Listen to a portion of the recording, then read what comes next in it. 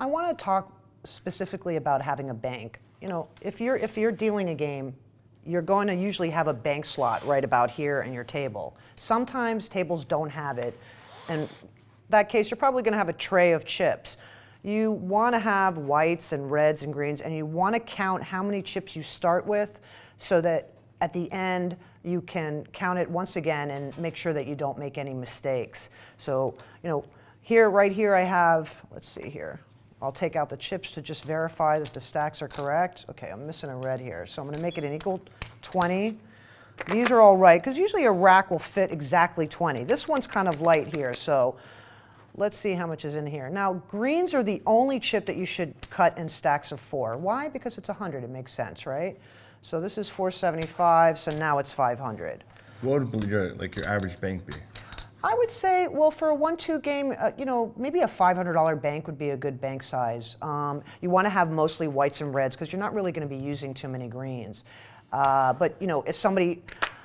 But why would you have whites and reds? What's the reason for it? To make change, right? Okay, so if you buy somebody in for for 100 in reds, and he puts out his big blind, which we're going to get into in a later video, you're going to need to make change for that, right? Because he's only going to owe $2 for a $2 blind. So you're going to need a lot of whites to consistently make change for players. So back to the bank. Say you have a bank of, let's see here.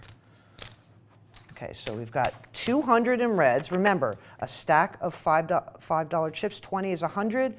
A stack of $1 chips is 20. And we've got about 300 here in greens. So we've got 3, 4, 5, 540. So let's make it an equal 600. So I'll take another 2 greens and 2 reds. It's best to have a kind of a easy number to remember in your bank. So now I have a $500 bank. So at the end of the day, $600 bank. 600. I'm sorry. 3, 4, 5.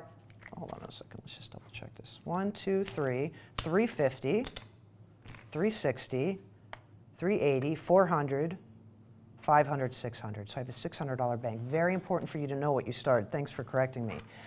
So once you put the chips in and you start dealing at the end of your session, you should have a $600 bank. If you don't, you made a mistake, and that's great to know. Be very careful when you're dealing with chips out of your bank.